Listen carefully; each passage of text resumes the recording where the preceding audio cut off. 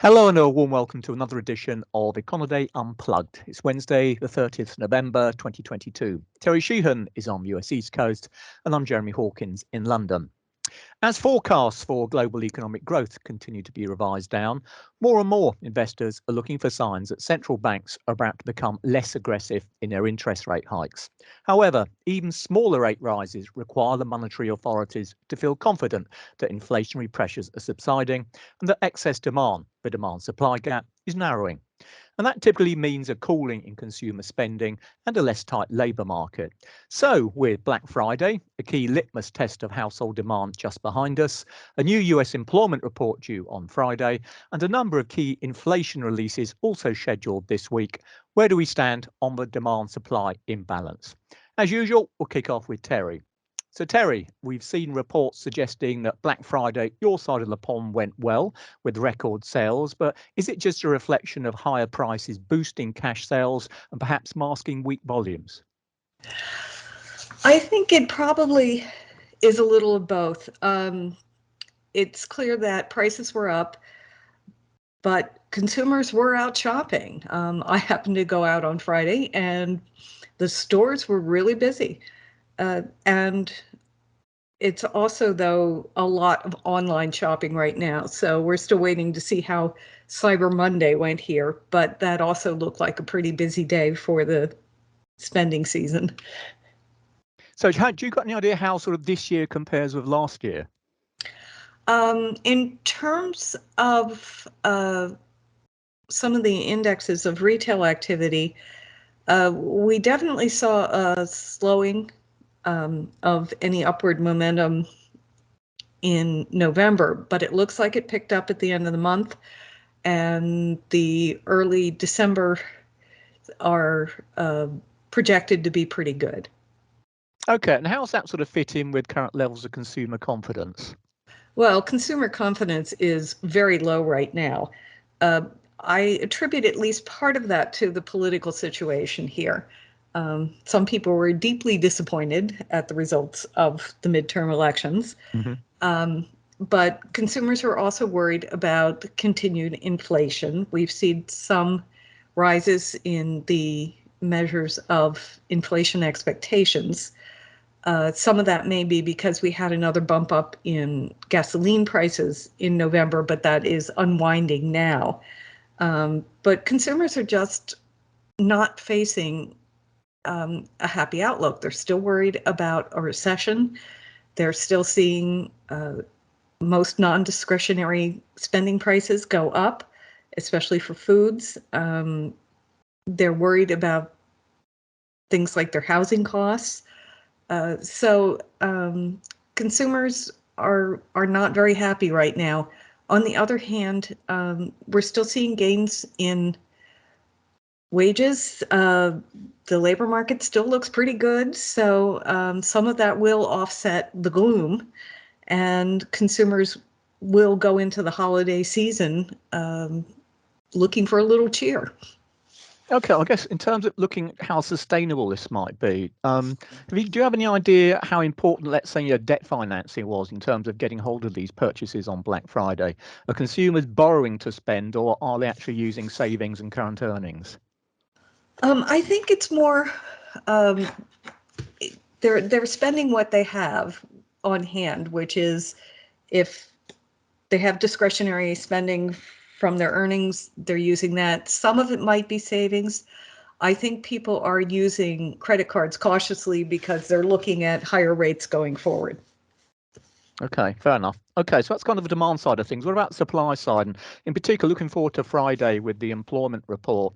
Yes. I guess, firstly, what do you think it's going to tell us about how the US economy is moving and how important is it going to be to the December FOMC meeting decision? Oh, I think it's very important, as it always is. I do think we're going to be seeing somewhat slowing in the pace of hiring overall. We're probably going to see the initial impacts of the layoffs in the tech sector, which have been pretty extensive. There are hints of layoffs in some of the other interest rate sectors like services related to housing. But anecdotally, it still looks like there's plenty of hiring going on. Fed policymakers are going to be keeping a close eye on their maximum employment mandate. And so far, they've got reasonably good data to say that they haven't damaged the labor market yet. Something I want to ask you about in terms of, from the supply side of looking at where the economy is going. Certainly, well, UK being a classic example. Since COVID, we've had a marked decline in participation rate in the labour market. Mm-hmm. I guess that's true your side as well. I mean, is that starting to present problems in terms of the ability of the economy to actually produce goods and services? Yes, the lack of labor has been a consistent complaint of businesses of all sizes. The data we've seen from the small business surveys suggests that small businesses are having to compete for workers and just can't meet the wage demands. Mm-hmm. The other thing is there's very limited supply of skilled labor. So it's, where companies have openings, if they're finding workers, they are still hiring them. And do you think it's also the case that where they do have workers, even if we see demand continuing to slow, they're going to be that much more reluctant to actually lose them? Yes, absolutely. Now, I think what we're going to start seeing even more of, we get the the job openings report tomorrow. Mm-hmm. That's probably going to show that the number of job openings continue to decline, but are still high. I think a lot of businesses are making the decision just to eliminate open positions, not to lay off current workers. Right. Okay. A last question for you then. FOMC, 50 Yeah. basis points or 75 basis points next month? I think of 50 basis points. We will hear from Jerome Powell later today. So we'll probably get a stronger idea of the overall outlook. But I think we're hearing enough about improved upward pressures on inflation. We're hearing from various policymakers that they really don't want to overdo it, even though they would rather overdo it than underdo it in terms of rate hikes. So I'm thinking 50 basis points, especially after last meeting when they indicated that they're going to be keeping a closer eye to see about lagged effects from past rate hikes. Right. Fair enough. Okay. Anything else you'd like to put into the pot, Terry? Well, we got the GDP report for the third quarter this morning. It was the second estimate, and there were some upward revision.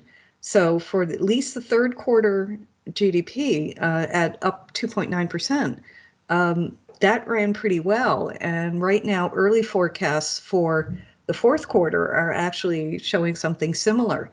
So the U.S. at least may finish off 2022 in a little better condition than we had previously thought. Good for you. And I guess thanks for that, Terry. And as you move across to Europe, it's a pity we can't say the same over here. Yes. So, okay, then let's have a look at Europe. Well, as far as today's concerned, we had some good news, but equally some bad news for the ECB. We had the first fall in headline inflation, came in at 10% for the flash report for November, down from 10.6%. That was its first decrease since June 2021. So hooray for that. However, the narrow core rate, which markets in particular tend to look at very closely, that held steady at 5%. So that equaled the record high we saw in October time. And one of the other core measures that the ECB looks at, which just strips out unprocessed food and energy, then actually accelerated from 6.4% to 6.6%, which was a new all-time high. And of course, these core rates are going to become all the more important over coming months, with base effects from this year's surge in energy prices likely to have a sizable negative impact on headline inflation rates as we go through 2023. So bottom line is there's not much there at the moment to suggest that underlying pressures in the Eurozone, at least inflation inflation pressures anyway are really easing. And of course, remember that in terms of some of the pipeline prices, well, currently the PPI for the Eurozone is running an annual rate of the best part of 42%. That's 42%. And even the core rate's up at 14.5%. Now, in terms of the labour market from the supply side of things, well, it's certainly fair to say, a bit like Terry was talking about stateside, for the Eurozone, the overall labour market remains extremely tight. Indeed, we'll get an update on at least the unemployment rate for the Eurozone on Thursday. September, we saw the first ever sub 11 million jobless print, and the unemployment rate itself hit a new record low of 6.6%. And that is creating a real problem, much the same as Terry was talking about. Job vacancies pretty well right across Europe now are at record highs. And despite slowing growth, businesses are clearly struggling to fill the various open positions. Skill shortages, in particular, the likes of Germany, become a major issue at this time. And that's obviously restricting supply, which is exactly not what the central bank wants to see. However, on the other side of the coin, consumer demand is clearly being hit by a combination of higher borrowing costs, courtesy of the ECB, and sharp falls in real household disposable incomes, with wage growth still quite subdued, but inflation, as we mentioned, in double digits. Eurozone retail sales, then, in terms of proxy for demand, they've been slowing quite sharply. Indeed, have been negative figures for a while now. In the third quarter, and these are volume numbers, not cash numbers, they fell a quarterly 0.7%, and that followed a 0.8% drop in the second quarter and a 0.2% fall at the start of the year. So, to all intents and purposes, the retail sector in the Eurozone has been in recession now over the whole of 2022. In terms of Black Friday, and this is an interesting survey from the Boston Consulting Group, looking at that's part of 7,000 consumers in Austria, France, Germany, Italy, Spain, Switzerland, and Britain. And the survey found that almost all the consumers expected to reduce spending compared to last year, with the only exception being, a bit like Terry was talking about, being the US, where apparently they plan to have some kind of increase. Now, clearly this was just a survey, but nonetheless, the overall picture coming out for Europe does look to be relatively grim. That said, just quickly having a look at what we do know about some of the major European countries. In Germany, we'll get the retail sales data, the October update, that's due tomorrow. In September, we actually saw a small increase, but the bottom line is sales volumes there are still at their second weakest level since April 2021. So really just after the Omicron virus struck, we had a lot of lockdowns and so on taking place. Black Friday looks to have been quite decent in Germany, but it seems it's got more to do with consumers desperately trying to search for bargains before the Christmas holiday, rather than any kind of strength in underlying demand. And certainly if you listen to what the Retail Association out there, the HDE outfit, they've already made some forecasts suggesting that Christmas sales are going to be pretty miserable this year. And indeed, they're talking about potentially the steepest fall we've seen there since 2007. Bottom line is, while nominal sales they think might actually increase in November and December compared with a year ago, they're looking for a rise of 5.4%. Volume sales they expect to fall by at least 4%. So again, just highlighting the fact that some of these strengths you might see in cash sales numbers is a reflection of higher prices rather than actual volume purchases themselves. In France, the picture is no better. Total consumption in the third quarter was down 0.5%, and that is after already fallen 1.5% in the second quarter. So again, the sector effectively already in recession, and that's despite the lifting of some COVID measures which were expected to give some kind of boost to spending. Earlier on today, we had the October report on total goods volumes, and that was down 2.8% on the month, the biggest drop we've seen since March 2021. So the fourth quarter started off badly. There's every chance we're going to see another outright contraction in sales as we move towards the end of the year. And even though consumer confidence at least seems to have bottomed, it hit in July, it hit a record low, at least the low which matched the June 2013 number. It's hardly improved since. So background really to the household sector in France, just like Germany, looks pretty awful. Italy, well, similar sort of picture really we've seen across most of Europe and the overall Eurozone picture. Retail sales volumes, they've fallen every quarter since the start of the year. The last few months we've seen down in 3 out of the 4. Consumer confidence is still historically soft, so big picture as far as the European household sector goes is still one of very much slowing demand, which may help to reduce the overall picture of excess demand versus supply. But in itself, it may not be enough to prevent additional increase in inflation. In the UK, well, I guess if anything, the story is slightly worse over here. On retail sales in October actually managed an increase, but in the third quarter, they were down 1.8% on a quarter. They were down 1.4% in the second quarter. In fact, the UK retail sales, their quarterly numbers, and again, just to reiterate, these are volume figures, they haven't increased now since the second quarter of 2021. So it just gives an idea of how weak the UK consumer sector has been. As a result of the autumn statement we had, a week or so ago now, expectations are that we'll see a record decline in real disposable incomes in 2023 and 24 due to higher taxes and what's going on with inflation. So that's not going to help things from that side. So demand, certainly the outlook over here remains very soft. From the supply side, though, again, mirroring what we've seen across a fair chunk of Europe, unemployment is low. Indeed, it's extremely low still. One of the problems, meaning for companies, that the actual level of unemployment is below the current level of vacancies, which have continued to be particularly strong in recent months. So the supply of labour simply isn't enough to fill the gaps which the companies need to fill in order to produce their goods and services. So it's still going to be a very difficult period, I think, as far as the UK economy is concerned, and what that means: tight markets and continued upside pressure on wages. And indeed, regular earnings growth in the UK in the third quarter had climbed to a record high outside of the COVID period. So bottom line, I guess, out of this little lot is that in large part what we're still seeing is this, the effects of a so-called Great Resignation, which has led to a sharp fall in many countries' labour market participation rates. Demand might be slowing or even falling, but narrowing the demand-output gap is being hindered by supply issues, and partly in terms of raw materials, but crucially too via structural changes in the labour market. And that's going to be particularly difficult for these central banks to address. In the UK, that's been at least partially responsible for GDP still being now below its pre-COVID level. I think we're the only country within G7 still to come under that sort of umbrella. Bottom line then is, I guess, that demand may have to be weaker for longer, or wage pressures could continue to underpin high levels of inflation. All right, then, well, I guess we draw a conclusion to this little lot. What can we say? Well, for central banks trying to get inflation back under control, tackling the demand-supply imbalance is clearly crucial. But while the policy actions in 2022 to date has certainly helped to reduce excess demand, output continues to be hampered by low rates of labour participation and, albeit to a lesser extent than earlier in the year, disruptions to supply chains. Getting output back to its pre-COVID potential growth rate is not proving easy, and that's making the job of the central bankers all the more complicated. And with that, on behalf of Terry and me, thanks as always for listening. Do remember to keep up to date with all the key indicators of demand and supply in Econoday's global economic calendar.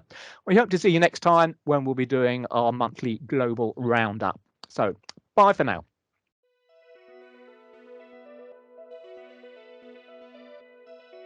Strategic investing and analysis are a lot easier when you can identify patterns and see how economic events and announcements correlate with specific market movements.